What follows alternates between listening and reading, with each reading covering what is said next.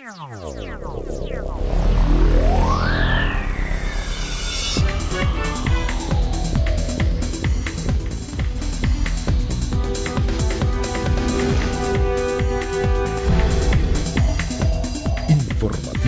Mira TV está en ti. Amigas y amigos, sean todas y todos bienvenidos a la entrevista. Como siempre, un verdadero placer contar con su amable audiencia. Hoy nos complace presentarles a nuestro invitado. Se trata del economista y político venezolano Pedro Pablo Fernández, quien hoy también es miembro del comando de campaña de Henry Falcón. Bienvenido, Pedro. Hola, gracias por estar aquí. Muchas gracias a ti por la invitación y por esta oportunidad de comunicarnos con todos los que nos escuchan. Súper contenta de tenerte este día en la entrevista, sobre todo porque Venezuela está ávida de información, ávida de guía, ávida de saber bajo qué parámetros va a tomar la decisión, una de las decisiones más importantes de la historia republicana de nuestro país, y es precisamente lo que va a pasar en las próximas semanas.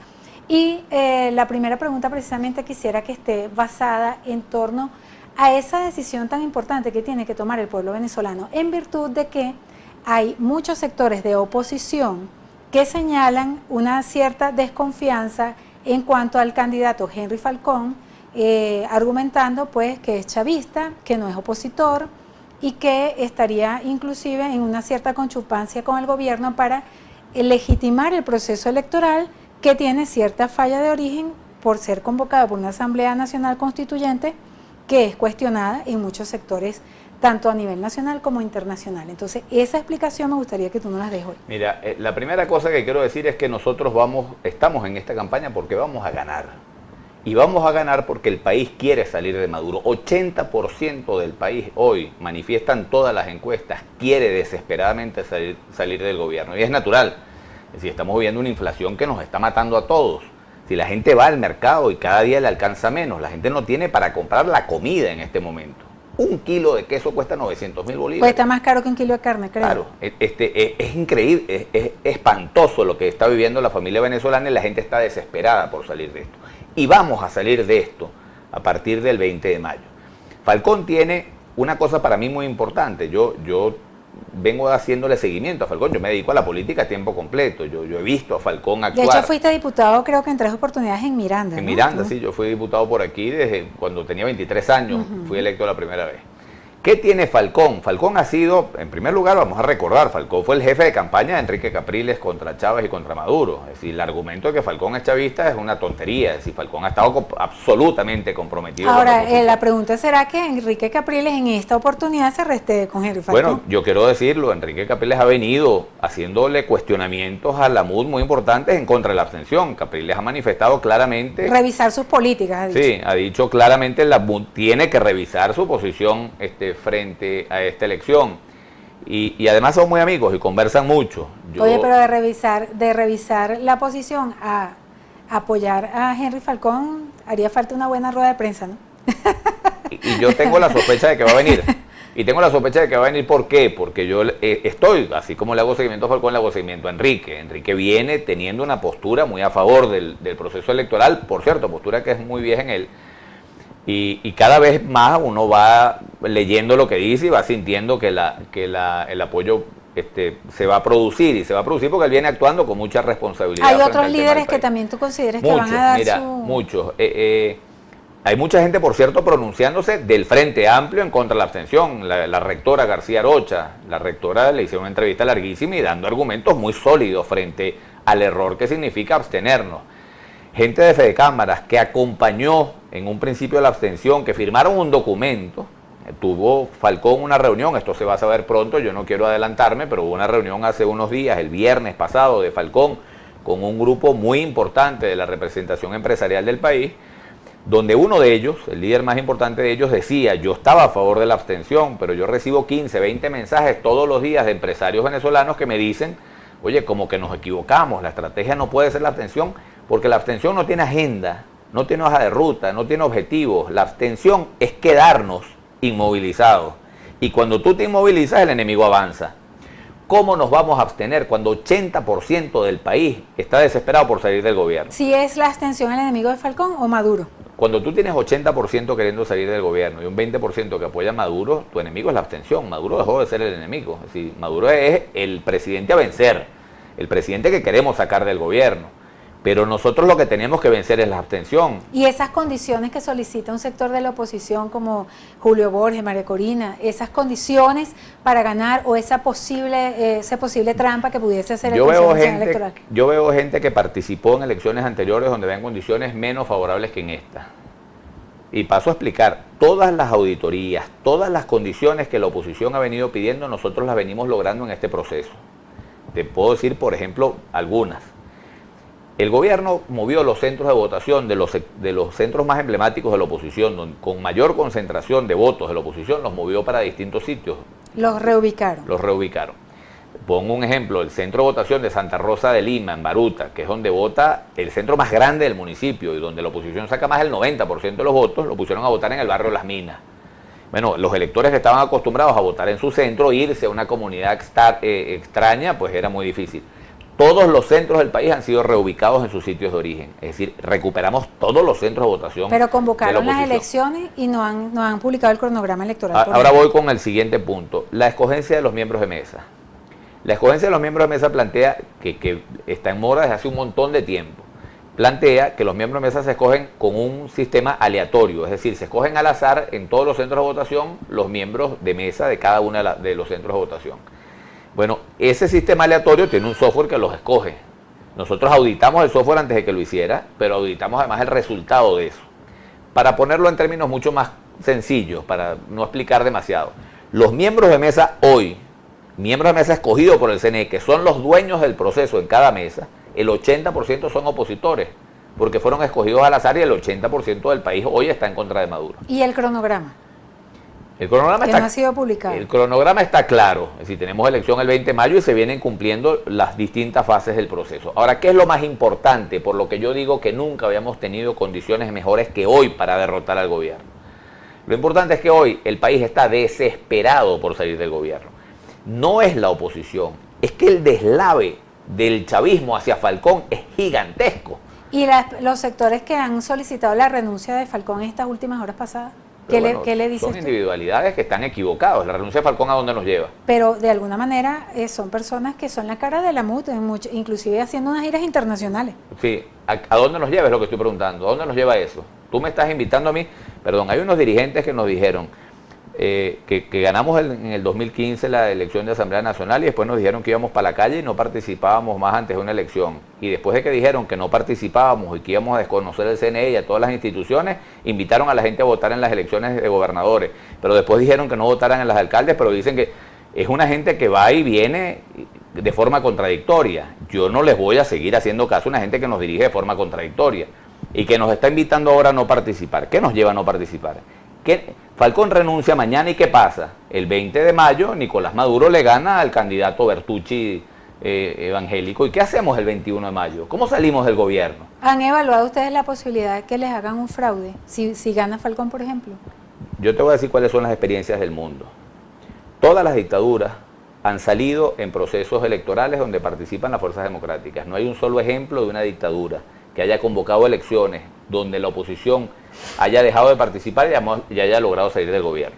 Te pongo el ejemplo, Nicaragua. En Nicaragua hace 2 años hubo elección presidencial. La oposición resolvió no participar para deslegitimar.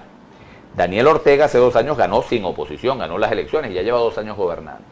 La abstención nunca logra salir de los gobiernos. Lo que logra salir del gobierno es la participación. Ahora, yo no entiendo de dónde sacan ese argumento. Esta pregunta, te la respondo. Cuando tú no participas, el gobierno nos gana 5 millones a 0, o le va a ganar a Bertucci 5 millones a 1 millón.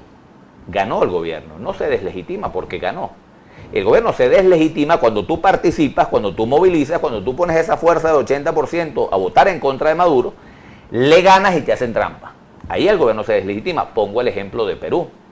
En Perú, Fujimori convocó unas elecciones fraudulentas. La oposición participó, tuvo un candidato que se llama Toledo. Toledo movió a la gente, participó, ganó la elección y Fujimori lo desconoció. Eso provocó la salida de Fujimori del poder 2 meses después. ¿Qué te quiero decir con eso? Frente al fraude, el gobierno se cae. Si nosotros ponemos ese 80% a votar y el gobierno pretende hacer un fraude, se va a caer. No va a tener el apoyo de la comunidad internacional, no va a tener el apoyo de la comunidad nacional, no va a tener el apoyo de la Fuerza Armada, no va a tener el apoyo de nadie. Pero tenemos que movilizarnos y derrotarlos, porque si lo derrotamos y nos hace fraude, se deslegitima. No se deslegitima si nos gana porque nosotros no participamos. ¿Han ustedes, como comando de campaña Henry Falcón, sostenido reuniones con no solamente con el Frente Amplio, que ya tú lo comentaste, pero con esos factores que están adversos, o sea, con esos factores que están diciendo, mira, yo no creo en este proceso, prefiero no votar, etcétera, etcétera? Con todo el mundo. Falcón se reúne con todo el mundo y nosotros también. No solamente nos reunimos, venimos teniendo conversaciones muchas, porque salir de esto va a requerir el apoyo de todos. Sí, hay mucha gente que está participando hoy en la abstención que nos hace falta para ganar. Claro que nos hace falta muchísima gente que se está absteniendo, nosotros la queremos de este lado. Pero no solamente para ganar, sino que es que después de ganar nos toca una tarea muy difícil, que es cobrar el triunfo. Necesitamos al país entero y para cobrar el triunfo, si se han planteado que no les entreguen. Necesitamos al país entero exigiendo cobrar el triunfo. Y nos va a hacer falta además el 21 de mayo la gente para gobernar este país. Este país sacarlo de abajo va a requerir el esfuerzo de todos. ¿Qué tenemos que hacer frente a la posibilidad de que no nos quieran entregar? Pelear. Lo que no podemos hacer es abstenernos, es pelear, es peleando como hicieron los peruanos, como hicieron todas las fuerzas democráticas que en el mundo han logrado salir de dictadura, han participado en elecciones, han ganado, les han desconocido el triunfo y han seguido peleando. Lo que nos toca es hacer eso. Pedro Pablo, en la próxima parte me gustaría que nos comentes y nos detalles un poco acerca de lo que ha sido muy polémica la posición de ustedes cuando han señalado de manera textual dolarizar la economía. ¿Cuál sería el planteamiento concreto? Sabemos que Francisco Rodríguez ha señalado que no eliminarían el bolívar, sino que se trabajaría con las dos monedas. O sea, ¿cuál sería ese planteamiento económico que es medular? Porque eso es precisamente lo que tiene a nuestro país de esta manera, el modelo, ¿no? El modelo económico. En la próxima parte, los detalles de nuestro invitado, Pedro Pablo Fernández. Quédense allí con nosotros.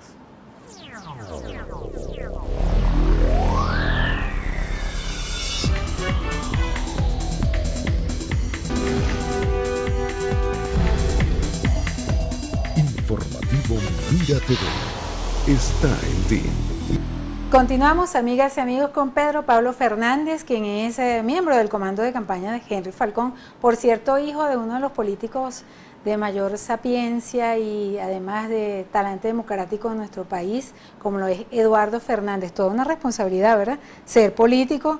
Sí, cómo no. E hijo de un hombre como lo es Eduardo. Que además me llena de orgullo porque ha sido un hombre que le ha dedicado su vida a Venezuela. ¿La posición de Eduardo políticamente coincide en este momento contigo? Completamente, es la posición de la lucha democrática, que es la forma de salir de las dictaduras. Pero sí han tenido divergencias en el pasado. Claro que tenemos diferencias, por supuesto. Pero fíjate tú una cosa muy importante, es que hay gente que dice dictadura no sale con votos. Esa es la frase más falsa comprobada por la historia. El 90% de las dictaduras han salido en procesos electorales. La dictadura de Pinochet, las dictaduras comunistas de Europa Oriental salieron todas con votos. Nicaragua, Daniel Ortega hizo una revolución armada, llegó al gobierno, un gobierno comunista. Mejor votar que protestar, vamos a estar claros. Así es. Así de sencillo. Bueno, quedamos pendientes para conversar acerca del tema económico, que es el gran meollo del asunto. Aquí, la mayoría de las familias en este país, quizás más del 90%, su calidad de vida se deterioró. Muchos de ellos inclusive no están comiendo completo, o sea, una pasada de trabajo brutal. Sí. Ahora, Francisco Rodríguez es una persona que goza de un prestigio desde el ámbito económico y es precisamente uno de los asesores fundamentales del plan que ustedes llevarían adelante, coordinador del programa económico. Llevarían adelante en Venezuela. Han dicho que la dolarización, hay mucha gente que dice que la dolarización no, que sí. ¿Cuál sería el planteamiento económico? Déjame decirte, la propuesta de dolarización no es un invento de Francisco Rodríguez ni de Henry Falcón. Esto ya se ha aplicado en otros países y nombro el caso de Ecuador porque es un país cercano, muy parecido a Venezuela. Y muy parecido porque tiene una economía muy parecida. Ecuador también depende del petróleo igual que Venezuela. En Ecuador hubo un proceso de hiperinflación gigantesco y en el año 2000 dolarizaron la economía. ¿Qué significa dolarizar la economía? El gobierno tiene un montón de dólares en reservas internacionales. Este gobierno, las reservas han caído muchísimo, pero conserva 9.000 millones de dólares en reservas. ¿En qué consiste la dolarización? El gobierno pone esos dólares que tienen reservas, los pone a disposición del público y el público compra con los bolívares que tiene todos los dólares. Es decir, el gobierno cambia dólares por bolívares y la gente pasa a tener dólares en la mano. Si se dolariza, contando solamente con 3.000 millones de dólares de reservas, que tenemos 9, el cambio más o menos es 68.000 bolívares por dólar. Hoy, una gente que quiere comprar dólar los está comprando en 400. Es decir, los venezolanos vamos a tener disponibilidad de comprar dólares por 68.000 bolívares por dólar. Eso va a permitir, ese es el esquema de dolarización que está planteado en Venezuela. Y se volvería a comprar el dólar libremente. Sería el dólar la moneda de circulación para comprar cualquier cantidad de cosas. Eso para la inflación, que es el problema más grave que tenemos. Es decir, ¿cuál es el problema más grave que tenemos los venezolanos? Y el tema de la venta de los dólares a un precio real. Que eso genera corrupción, genera un montón de cosas que ya vamos a entrar por ahí. Pero ¿cuál es el problema que tenemos nosotros los venezolanos? Que vamos al mercado y cada día que vamos para el mercado la plata alcanza menos. Diariamente. El otro día decía Eduardo que uno iba para el mercado con el dinero en el bolsillo, iba al mercado, compraba el mercado y tenía que meter el mercado en la maleta del carro. No, fue patético. Yo estudié a pedir un café a 50 bolívares y cuando lo fui a pagar era 90. Claro. Así de sencillo. Es que voy otra vez. Eduardo decía, yo iba al supermercado con plata en el bolsillo y metí el mercado en la maleta del carro. Ahora tengo que llevar el dinero en la maleta del carro y me voy con el mercado en el bolsillo. Y es así. Lamentablemente. Mira, es así. Y da risa, pero es una tragedia. Es una sí. tragedia. Ahora, a la gente no le alcanza ni para comprar el desayuno de 4 días hoy con un salario mínimo. Entonces, lo que estamos viendo es una tragedia. Y la tragedia la produce la inflación, la dolarización para la inflación. Te vuelvo al tema de Ecuador. En Ecuador había un proceso de hiperinflación igual que el de Venezuela y dolarizaron la economía en el 2000. Bueno, en lo que tú dolarizas la economía se acaba la inflación, porque la inflación... ¿Y qué pasa con los bolívares? ¿Qué hacemos con los bolívares? Ahora, déjame terminarte esto. En Ecuador, desde que dolarizaron, el ingreso per cápita, es decir, el ingreso por habitante, se multiplicó por 2. 114% aumentó el Producto Interno Bruto de Ecuador.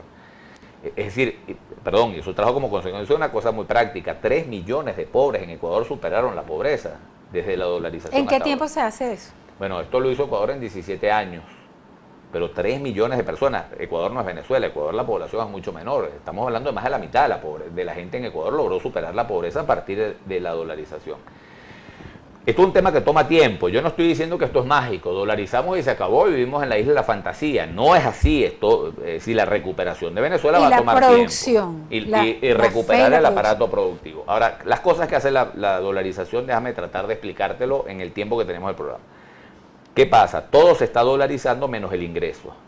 Nosotros tenemos que mejorar el ingreso de la gente. Mejorar el ingreso del gobierno también. Una de las cosas que produce la inflación es que acaba con los recursos del gobierno. Me explico. El gobierno vive del cobro de impuestos de las empresas. De la renta. De la renta que producen las empresas durante todo el año. Las empresas trabajan, producen una renta en bolívares y pagan el impuesto en marzo del año siguiente. Cuando las empresas le pagan al bolívar, incluida PDVSA, está devaluado. Claro, PDVSA es una empresa que le paga impuestos al gobierno, igual que todas las empresas. Cuando ese dinero entra del gobierno en marzo ya no vale nada, pero cuando lo va a ejecutar en mayo, junio, julio, agosto, pues el dinero simplemente se acaba y el propio gobierno no tiene dinero. Si tú dolarizas la economía, tú tienes unas empresas que compran materia prima hoy en dólares a 400.000, lo van a comprar ahora a 68. Importan materia prima, produces en dólares, pagas los salarios de tus trabajadores en dólares, tienes una rentabilidad en dólares, pagas los impuestos en marzo en dólares, y el gobierno entonces recibe una moneda fuerte que le permite desarrollar su política económica. Pero literalmente los dólares van a circular. Los dólares, claro. Yo cobro en dólares. Es dólares. No es que Bolívar al cambio claro, ni nada. los procesos de dolarización, lo que hace el gobierno es que pone a disposición del público los dólares que tiene y la gente los compra. Es decir, tú en tu cuenta de banco, tú vas a dejar de tener bolívares y vas a tener dólares. Es los dólares del gobierno puestos a disposición del público. Repito, hay gente que no se imagina que eso puede ser, pero eso es muy sencillo y ya lo han hecho varios países. Bueno, y mucha gente compra y vende en dólares así calladito, claro, vamos a estar claros. Es así, y las economías, la economía de todas las islas del Caribe, de Aruba, de Curazao, de Bonaire, la economía de Panamá. Mire, ¿qué pasa si a nivel internacional con el tema del reconocimiento? Y más con Estados Unidos, pues que precisamente quienes emiten esos billetes. No, con ese tema no hay ningún problema porque es dinero en circulación que Estados Unidos respalda independientemente del país donde circula. En Cuba circulan dólares también. Y ustedes están haciendo ese lobby a nivel internacional. Pero déjame contarte a nivel internacional lo que dijo Robinson. Yo no sé si tú la entrevista que le hizo Vladimir Villegas. no sé si estás en conocimiento. Bueno, Vladimir Villegas entrevistó a Robinson, que es el funcionario de más alto rango del gobierno de los Estados Unidos en Venezuela, en la embajada. Y Robinson dijo claramente: la legitimidad de las elecciones en Venezuela le corresponde determinar a los venezolanos, nosotros vamos a observar el proceso. Eso fue un claro respaldo al proceso electoral, no al proceso electoral de Chávez. Yo quiero aquí hacer del gobierno, yo quiero hacer aquí una distinción. ¿Qué hace la comunidad internacional? Cuando digo comunidad internacional, digo los presidentes de los países, no figuras internacionales que hablan, sino los gobiernos de los países amigos de Venezuela, de América Latina y de Estados Unidos. Han dicho: nosotros no vamos a avalar un proceso fraudulento, nosotros no vamos a reconocer el resultado de una elección fraudulenta. Eso está bien que lo hagan. Eso lo hicieron en Perú cuando la elección de Fujimori. ¿Qué está diciendo la comunidad internacional? Le está diciendo al gobierno: nosotros no vamos a reconocer al gobierno de Maduro si gana una elección fraudulenta. Lo que no están diciendo es que no van a reconocer a Falcón si, a pesar de todas las maniobras del gobierno, logra ganar. Si Falcón gana las elecciones como las va a ganar, va a tener no solamente el reconocimiento, el apoyo gigantesco de la comunidad internacional. Y lo va a apoyar como apoyaron a Toledo en Perú. Toledo en Perú fue una elección fraudulenta, pero la ganó. El gobierno no reconoció y la comunidad internacional respaldó el Toledo. Eso es lo que va a pasar. Nosotros venimos hablando con todos los embajadores de los países amigos. Hemos sostenido conversaciones muy serias con funcionarios del gobierno de los Estados Unidos. Aquí va a haber un apoyo gigantesco internacional. ¿Y con la Fuerza Armada de Venezuela, con la FAN? Fíjate tú lo que pasa con la FAN. Si nosotros nos abstenemos y el gobierno gana 5 millones a 0, ¿la FAN qué van a hacer? Nada, el gobierno ganó. La FAN lo que va a hacer es reconocer ese gobierno. Si nosotros ponemos 10 millones de electores en las calles a hacer colas en los centros de votación y podemos poner más, el gobierno va a sacar 2 o 3 millones, porque es que, te repito, el chavismo, el gobierno siempre ha sacado 5 millones, sacaron 5 millones en la elección del 2015 de la Asamblea Nacional que perdieron. Después repitieron esos 5 millones en la de gobernadores y repitieron esos 5 millones en la de alcalde. ¿Por qué nos ganaron la elección de gobernadores y alcaldes? Porque no votamos. ¿Sí? ¿Por qué perdió Cariz Miranda? Porque en Baruta, El Atillo y el Chacao la gente no votó. Es decir, yo trabajé en esos centros estaban vacíos. Votaron en el Tuy, votaron en Guarena, votaron en Guatire, votaron en Barlo de todos los chavistas. Pero el electorado de la oposición no quiso votar, por eso perdimos Miranda, no porque nos hicieron trampa. ¿Qué tenemos que hacer para ganar? Votar. Yo vengo del Táchira, una gira en el Táchira, y me reuní con la gobernadora. ¿Por qué tenemos esa gobernación? Porque los gochos, que son unos tipos bien... políticos, votan y defienden su voto, y por eso no pierden nunca, y en ganan los siempre. estados donde hay gobernadores y alcaldes chavistas han ido. Claro, no, bueno. ¿Y qué tal? Estuvimos en Maturín. Mira, las giras de Falcón son en los sitios más pobres. Fuimos a Maturín y en la gira estaba planificado ir a las comunidades más chavistas. Los dirigentes nuestros en los estados nos dijeron: no metan a Falcón por ahí, es una locura. Bueno, ahí hubo el incidente que tuviste en Katia. Y a la semana siguiente Falcón se metió en el 23 de enero. Es decir, en Maturín fuimos a unas comunidades donde los líderes de allá nos dijeron: no se metan ahí, que es una locura, porque eso está lleno de chavistas. Bueno, Falcón fue. La gente sale, son comunidades que votaban por el chavista en un 80%, 90%, salen a recibir a Falcón y le dicen: de esto tenemos que salir ya. Es la desesperación de la gente. ¿Qué tenemos que apostar nosotros?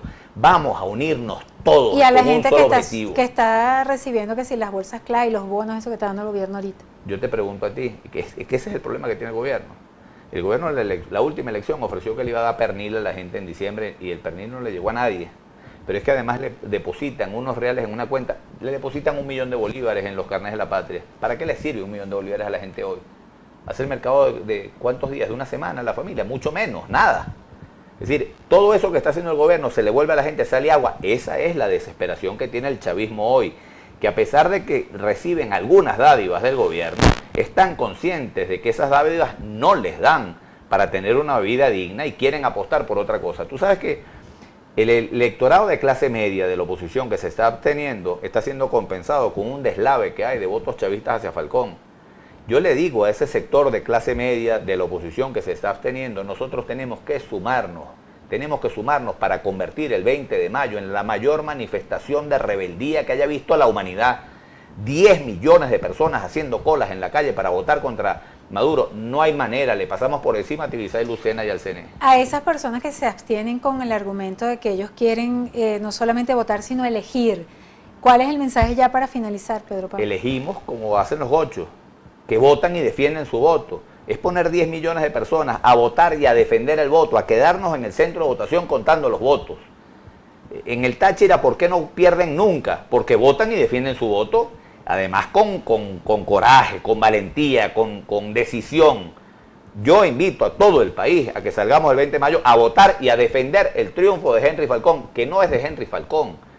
Es la posibilidad que nos estamos dando nosotros mismos de soñar con un futuro distinto. ¿Cómo ves el 21? El duro, día siguiente. Duro. El 21 va a ser duro. El gobierno 22 entregando, y el gobierno dispuesto a hablar y hacer mesas sí lo de veo, negociación. sí lo veo, porque no tienen alternativa. Hay una magia que tiene Falcón también, lo quiero decir, y me atrevo a decirlo en este programa. Poner un símil. En Sudáfrica había un régimen del apartheid, que era un régimen de una minoría blanca que gobernaba un país con una mayoría negra. Nadie se imaginaba que ese régimen podía abrirse a la democracia y podía entregar el poder, porque tenían años sometiendo a los negros a un sistema semiesclavo, una minoría blanca. Ellos estaban conscientes que tenían que abrirse, que no podían seguir sometiendo a la gente de esa manera, y encontraron a Nelson Mandela. El régimen del apartheid nunca hubiera podido hacer la transición a la democracia si la democracia implicaba que todos los negros iban a votar y iban a elegir un líder que iba a cobrar venganza contra ellos. Buscaron un pacifista. Claro, Nelson Mandela les representó a ellos la seguridad de yo puedo entregarle el poder a la mayoría negra sin tener miedo. Y eso es lo que representa Falcón, la seguridad para el chavismo desde ese Lo que partido. representa Falcón es la posibilidad de entregar el poder y que no haya una cacería de brujas. Y a mí no me importa si a Diosdado Cabello lo meten preso y le cortan la cabeza. Yo lo que quiero es que Maduro entregue el poder. Yo lo que quiero es que este gobierno se vaya. Yo quiero que Maduro se vaya y podamos desarrollar una política de dolarización que permita parar el hambre, gente que no tiene comida. Porque yo no los puedo, los negros en Sudáfrica no podían sacar al régimen del apartheid a punta de palo, porque el régimen tenía su fortaleza. Es lo mismo que esto. Si yo le digo a los que están gobernando hoy, a Padrino, a Diosdado, a Maduro y a compañía, que yo los voy a, después de que los saque del poder, les voy a cortar la cabeza, yo veo dirigentes políticos que plantean eso y después le piden la renuncia a Maduro. Bueno, si tú me vas a cortar la cabeza, ¿cómo renuncio? Nosotros tenemos con inteligencia, pensando en el país, pensando en las madres que no tienen que darle de comer a sus hijos, nosotros tenemos que bajarle el costo de perder al poder al chavismo para que lo entregue. ¿Qué significa bajarle el costo? Si yo le digo al chavismo, una vez que ustedes pierdan el poder, yo los voy a matar, bueno, los voy a tener que matar estando en el poder. Yo tengo que bajarle el costo para que haya disposición de entregar el poder. ¿Qué líderes de la oposición, ya para finalizar, tenemos que despedirnos, crees tú que en los próximos días se pronuncien a favor de Henry Falcón? Mira, esa especulación es un poco incómoda para mí porque hay que esperar que cada uno lo haga. Yo lo que sí sé es que hay muchos líderes que necesita el liderazgo opositor en este momento, desprendimiento. Es decir, aquí no tenemos una candidatura de consenso, no la construimos porque cada uno quería tener el de él. Entonces yo estoy en voluntad popular, si no me liberan a Leopoldo López es candidato, yo no apoyo a ninguno. Y los adecos, si el candidato no es Henry Ramos, no apoyo a ninguno. Y si el candidato no es el de otro, no apoyo a ninguno. Yo apoyé a Manuel Rosales en el 2006, que no era el candidato preferido mío, y lo apoyé con todo, como estoy apoyando a Falcón. Yo apoyé a Capriles en el 2012. Capriles fue candidato y me pidió a mí que fuera jefe de campaña de él en Portuguesa, que es el estado más antichavista. Nadie quería ir a Portuguesa. Yo hice mis maletas y me fui a vivir a Portuguesa 2 meses, dejé a mi familia para trabajar por Capriles en el 2012. Estoy haciendo lo mismo por Falcón, porque a mí no me importa si el candidato es mío o no. Yo no quiero un candidato copellano, yo no quiero un candidato que sea amiguito mío. Yo quiero tener un candidato que sea capaz de ganar las elecciones y de librarnos de esta pesadilla que estamos viviendo. Y por eso estoy apoyando a Falcón. Pedro Pablo, muchísimas gracias por esta interesante conversación y bueno, éxito en toda esa campaña que te has propuesto. Muchas gracias. Gracias a Pedro Pablo Fernández, miembro del comando de campaña de Henry Falcón, quien estuvo hoy conversando con nosotros. A ustedes, nuestros queridos y distinguidos televidentes, gracias por permitirnos una vez más entrar a sus hogares a través de la pantalla de Mira TV. A nombre de nuestras productoras Andrea León y Lourdes Navas, nuestro director Antonio Brantes y quien tuvo el inmenso placer de conversar con ustedes, Daisy Oropesa, nos despedimos deseándoles una maravillosa tarde. Buenísimo.